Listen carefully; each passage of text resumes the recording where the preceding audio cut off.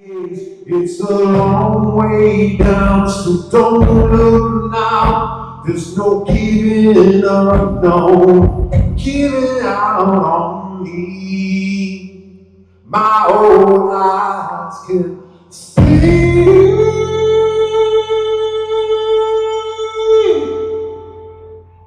Slancha. Slancha, hello, welcome to episode 17 of the Rig Rundown. I'm here with Ned Evett, guitar legend and inventor of the, what do we call this? This is the glass fretless guitar. The glass fretless guitar, yeah. And you created this yourself? I did, man. Mate, that's so cool. That's awesome. We'll start with the crown jewels. So what's the story behind the glass fretless guitar? What inspired this? Yeah, there's Adrian Belew is a very well-known guitar player. Played with King Crimson, David Bowie. Yeah. When I was a kid, I saw him on TV playing a fretless guitar for one song with King Crimson, and I said, "Hey, I want to do that. Okay. Bring the fretless guitar back." So I decided then and there at 16 to create an entire style based around the fretless guitar. Well, okay, that's really cool, man. So you decided then and there. How long did it take from conception to delivery? How long did it? What was the process? Years, Yeah. At that time, you could not buy a fretless guitar. You had to literally make it yourself. Really? Okay. So I made mine out of wood, typical guitar material. But wood is soft, and steel strings are harder, so they chew into the wood. Wear away at it. Yeah. So I created the glass option because glass holds up the strings. So it's that simple. That's so cool. So how does it work? It's completely fretless, and then you have a slide attached to the top here. Yeah, you move that up and down. I made this thing with a Dunlop called the clamp slider that enables you to change keys. Yeah. Okay. And I see you have your fret markers on the top, so Of you course, can you see gotta where have something. you are. And then it also allows you to play slide guitar and solo as a slide. That's cool, man. I was wondering if I can just attach some audio here so we can actually hear it. Oh yeah. Yeah, so this is really cool. So how would you typically play this compared to a regular guitar? You would slide into your notes. Yeah, man. You bring the note to you. It's like.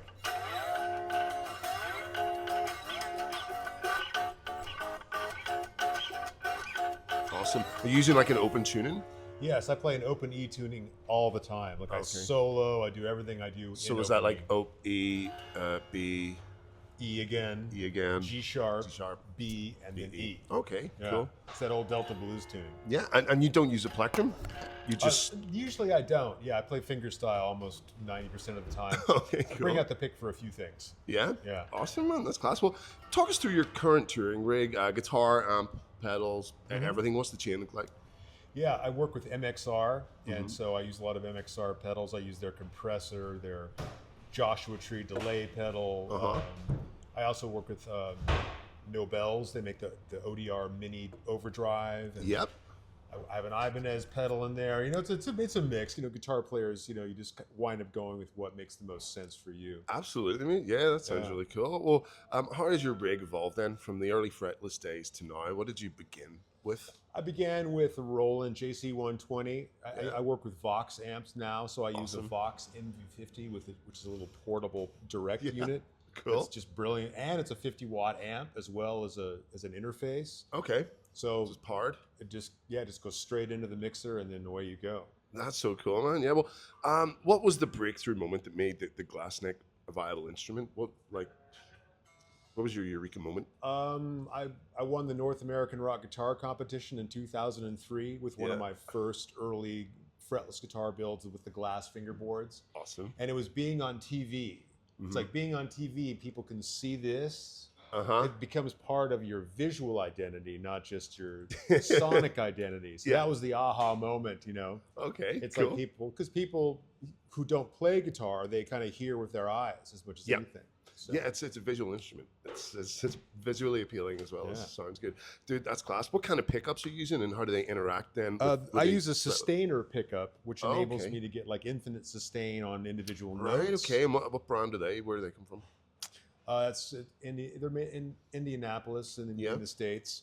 So I use that. Then I use Duncan pickups in the back. Cool. I use Lawler pickups on a couple of my other guitars. So You know, I'm not a huge pickup guy, but the sustainer pickup with fretless guitar is money. Just really helps resonate and carry on. Like, exactly. Yeah, there's no that is frets so in cool. the way. Like you can ride a note like a theremin. Yeah, I was going to ask you, do you face any challenges then with intonation and sustain, and how would you overcome them live? Or I suppose like you've built I'll take the guitar. first question first. Yeah. Intonation is a constant sort of a battle because you're always trying to bring the note into pitch as you're playing, and also chords. You're trying to tune the chords while you're playing, and when you're solo, you're trying to tune the note. So that's a constant sort of a thing, but you get used to it. Okay. So that's intonation. Sustain, I use the fingernails on my left hand. Oh, really? On the treble strings. Grow over the tip to press They're hard? more like, it isn't like classical fingernails where you grow them out. You actually keep them pretty short, and the nail bends over time. Ah, okay. So it creates like this hard surface. Yeah, no, I understand. That's cool. So you train your hands to do that? Yeah. That's really cool, man. Well, this is all I do. I haven't done a fretted guitar gig in 25 years. I do nothing but do fretless guitar. So okay. Well, what about when you're in the studio? How do you amplify for studio versus stage? Do you mic amps, go direct? Is there much of a difference? Oh yeah, you know, these days a little amp cranked sounds way better than a big amp kind of like working on half. two. You know, that's kind of a classic concept. And I use a lot of again that Vox AC50. I use a lot of that. The MV50. I use that a lot on the records because it sounds like an AC15 plugged directly into the board. So it's great. Yeah, that sounds awesome, dude. Cool. Well, what pedals are essential to your sound? Any desert island choices? Ones you can't live without? I cannot live without a compressor. Oh, okay. Lowell George, the guitar player for Little Feat, he was the first one to park an MXR Dynacomp in front of a slide, and that really makes a huge difference because it compresses everything. Okay. So you can hear all the nuances of the slide playing. Yeah. So for fretless guitar, compression. Compression. And that helps keep everything in and also up. Yes. Yeah. Brilliant. What about, have you ever experimented with modeling? Any like fractals, Kempers, neural DSPs? I'm a big fan of the Kemper setup. Yeah. I worked with Line 6 for a number of years before the other companies sprung up. So yeah, I've been down with modeling since pretty much the beginning, and it's a great option. Back when it was the little bean. The pod, The kidney bean. Yeah, I remember Merkel had that in his studio back when I was a kid. It's one of those things Mal like, impressed with it. Yeah, man. Initially, it kind of sounds all right, and then over time, it sounds worse. But Oh, fantastic, man. Well, let's talk about your playing, your technique, the sound, philosophy. How does playing the fretless change your approach to phrasing and melody as opposed to on a traditional guitar? Like slide guitar, playing melodies on a fretless guitar is very, very vocal. It sounds like a singer. If you're really in the zone, of vibrato. Yeah. Notes you can do. Melismas between notes that you can't do very easily on a fretted guitar. Yeah. So you can get all these little in-between notes, these microtones. So it's very rich in terms of the melodic playing. Yeah. But then that being said, it takes 2 years just to suck at fretless That's guitar. True. Before you find your feet? Yeah, before you find your feet. Awesome. Well, I was going to ask about vibrato. Is it harder, more expressive on the glass? Or I feel like it's more expressive. Instead of bending side to side for vibrato, you bend up and down. Okay. Yes, right, I get you now. Yeah, it's got far more of a slide steel guitar kind of feel to it. Yes, it has that sound to it. That is cool, man. Well, how do you approach then for the slide technique? You incorporate it into the fretless playing. You slide up to your chords with the built-in slide, and then would add your melody on top. Yeah, and sometimes you slide without the slide. Yeah. I like in metal we do the same thing with drop tuning. We have our finger doing this. Oh yeah, other fingers doing this. Yeah. That's cool. Metal players, you're incredibly disciplined. You have to be. Yeah. It's fantastic, mate. Do you find yourself inventing any new techniques simply because of the instrument's uniqueness? Oh yeah, capabilities? 100%. Yeah, you can do movable harmonics. You can the slide capo in my case that I came up with. I'm using a sustainer pickup with the fretless guitar. I've come up with 4 or 5 things which are, specific to the fretless guitar. Awesome, man. That's so cool. Well, yeah. Do you find yourself what would you surprise people most about how you get your sound? Have you any special like surprises that Or a lot of them are surprised by my songwriting. That they expect it to be kind of like avant-garde, formless.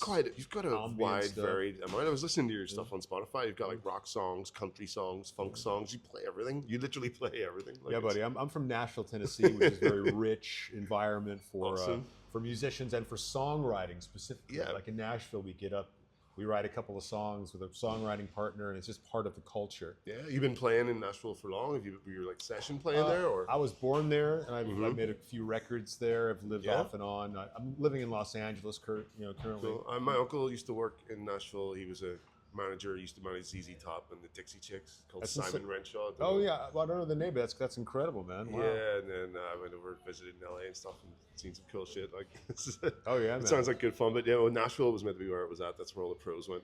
Oh yeah, sure. It's in the water.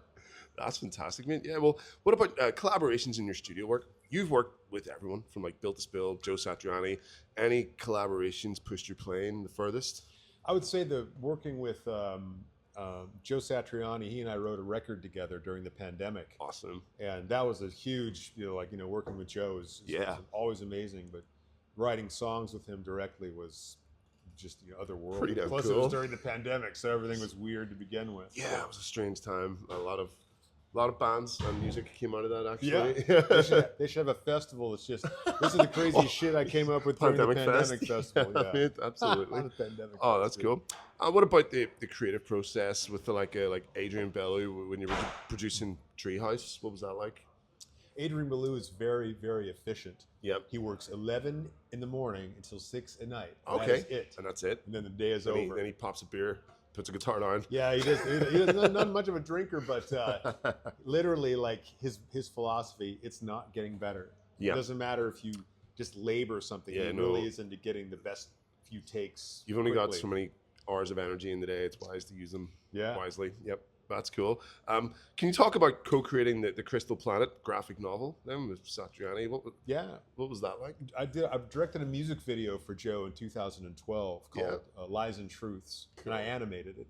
Awesome. And it was such a fun process, and we came up with this crazy plot for the video. Yeah. With these guys flying around in wingsuits and being chased by these creatures that he had drawn. Yeah. So it was Joe's artwork and my sort of concept. Awesome. We had so much fun. We wound up working with Brendan Small, who's the creator of Death Club. Holy shit! Yeah, that's cool. And he sort of mentored us, taking that idea for the music video and turning it into Crystal Planet. That's who assisted you with that. Yes, that's so fucking cool. He was our sensei. He was our Jedi master. Yeah, I have the Thunder Horse guitar, the Explorer. Yeah, that's a great guitar. Metalocalypse and Death Clock are one of my all-time Brendan favorites. is a fantastic guitar player. It's an amazing guitar. Fantastic. Yeah. That's so cool. Is there anyone you haven't worked with yet that's on your dream list? Mark Knopfler from Mark Dire Knopfler? Straits. Yeah. Yep. I want Mark to produce my next record. So hey, Mark, if you're out there, if you're watching this, mate, he's probably sitting there watching this at home. That's absurd. Catching up on all his Belfast podcasts. Oh, that's cool, man. Well, dude, what about touring and performing? How has your live setup changed from the Surf and Hydra tour to today? Let's see. When I'm not on the main tour, I have a secondary system that I travel with. Is it maybe like the setup you do for the album you're touring? Do you adjust it each time then? Well, when I'm playing with a trio, I don't need that much. If I'm playing with a trio, I don't need much. Just a distortion pedal and some compression. Okay. And maybe some, I like tremolo as well. But if I'm playing a solo gig like I am Satch Fly, I have a pretty elaborate looping setup because I like to do things live as opposed to playing with tracks. So, so I carry quite a bit of, pedals and stuff for that. Yeah, absolutely, dude. That's cool. Well, how has the tour been so far? How are the European audiences receiving your work? Are you enjoying it? I'm waiting to see because the tour doesn't actually start until June 13th. Okay, so this is a little preliminary. Yes, I wanted to come back to Ireland and do some shows. I played here in 2008, 2010. Loved it. It's been a while since I've been You know back, what? so. Actually, it's mad you asked that. We have a question in from one of our friends of the show, Jude from Acid Age. Okay.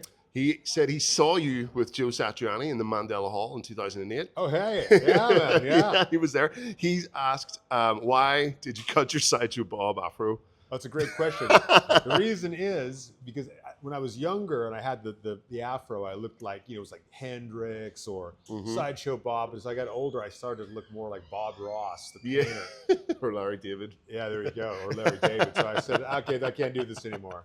Yeah. So for the ravages of age, I cut it shorter. Yeah. Absolutely. Well, yeah, and he has another question. Jude asks, how would you describe the feeling of a glass neck compared to a standard guitar to someone who's never played one before? Well, it's like playing slide guitar with your fingers. So it's a very smooth, fluid sort of a feel to it. Looks awesome. So it's addicting and it's different. It's different than it's like bending on your strings all the time. Just every note, even if you want to just play a note, you still have to kind of tune it in, and use your ear. Well, that's Jude from Acid Age. He also says you're a genius. You should check out Acid Age if you haven't yet. Yeah, just put out a new album. Check that out. Yeah, Pearlius Compulsion. Acid Age, I have to give them a shout out. They're playing the Waterfront Hall on the 5th of July. It's a new offshoot Don't miss it. of us. Don't miss it. It's with Kidos, Grey Rat, and Afro. And that's the 5th of July in the Waterfront Hall. So sorry, I'll get back on topic here. We were asking about audiences in Europe. You've toured Europe before, though. How do you find any major difference between American and European audiences? European audiences have a fantastic... They're more for the drink?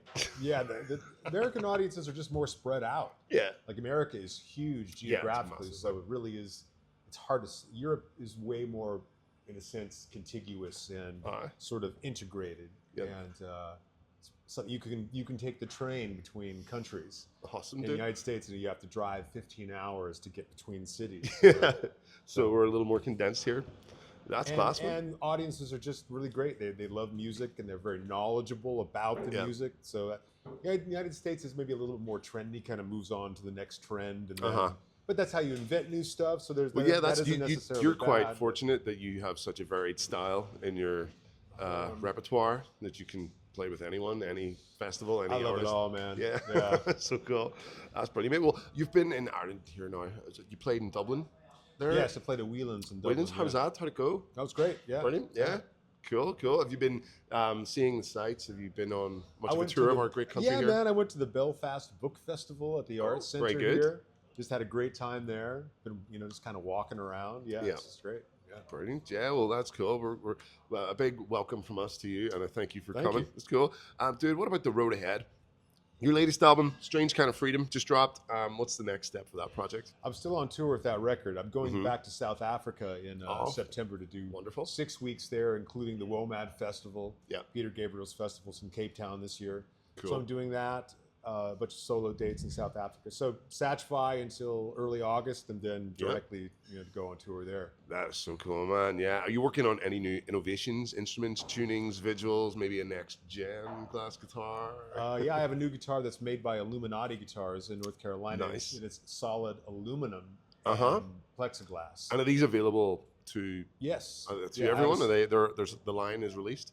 Yes, shut them out? IlluminatiGuitars.com. You can buy the Ned Evett signature model. Join the Illuminati. Yeah, join us. That is so cool, man. Well, what's one thing fans should expect from you in the next 12 months that might surprise them? We know you've got all these tours lined up. This album coming up. Any more animated projects? Any more Death Clock collaborations? Yeah. Will we see you maybe in an episode of Metalocalypse one day? Oh, Metalocalypse. They haven't been in production for some time, but I have a video book filled with all of the Joe Satriani, Ned Evett animated shows that we made. Awesome. And we're selling that on tour in Europe. Okay, so exclusively available at the merch stand on the European tour? Yeah. Okay, that's pretty fucking cool. Anything else? Any other, any merch or stuff coming out? Anything you want to shout out? Yeah, just my Strange Kind of Freedom record is on vinyl. I have a novel called Bigfoot and Bunyip that I've created with Ray Thistlethwaite from Thirsty Merc in Australia. Awesome. Yeah, that's available on Amazon. So yeah, I do a bunch of different things. I do animation, writing, music, visual art. I'm constantly creating. Awesome, man. Awesome. Well, we've got another question here for you. Chris Denver from Delusional Silence, another local metal band with some awesome shred guitars everyone should be checking out.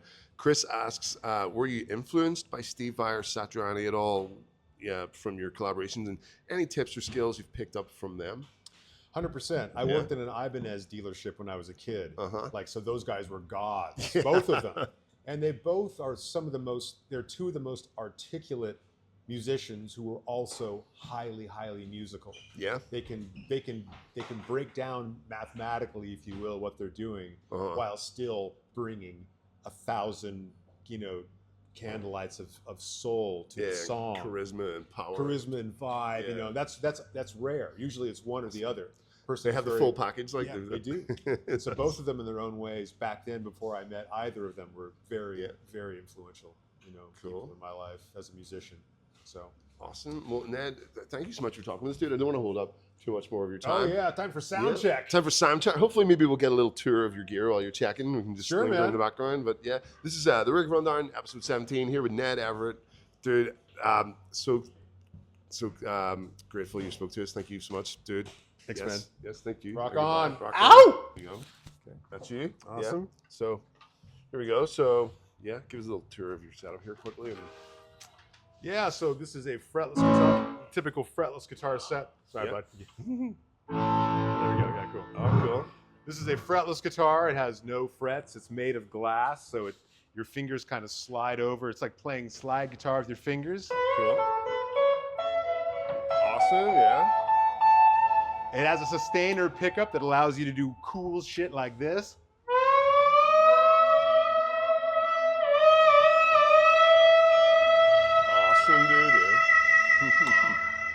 I can play chords on my fretless guitar, which is kind of an unusual thing. A lot of people just play lead on it, but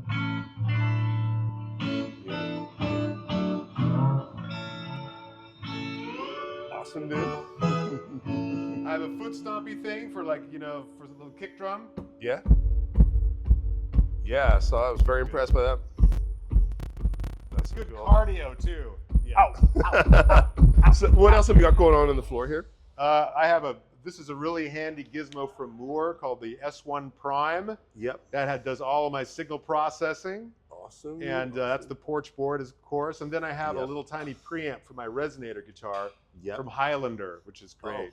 Oh, awesome. But it's just those three things. It's a very simple setup. So this is my sort of solo touring thing. So. Yeah, dude. And then any other guitars then? You have the resonator guitar as well? Yeah, man. Let me show you my resonator guitar. It's by Republic Guitars. It has a titanium fretless fingerboard made by my good friend, Jack Mazanga. That's so cool. He's a fretless player in Chicago. Just awesome player. Awesome. Great with materials too. So. Yeah, dude, that's so cool. Well, yeah, dude, thank you so much for showing us everything. That is awesome. You got it. It's a proper rig rundown right there. The clamp slider. That makes the whole thing work too, because I can change keys on the fly and play slide guitar and a capo at the same time. Yeah, well, Ned, thank you so much, dude. That's been awesome. All right, bro. Thank you. Yes, thank you.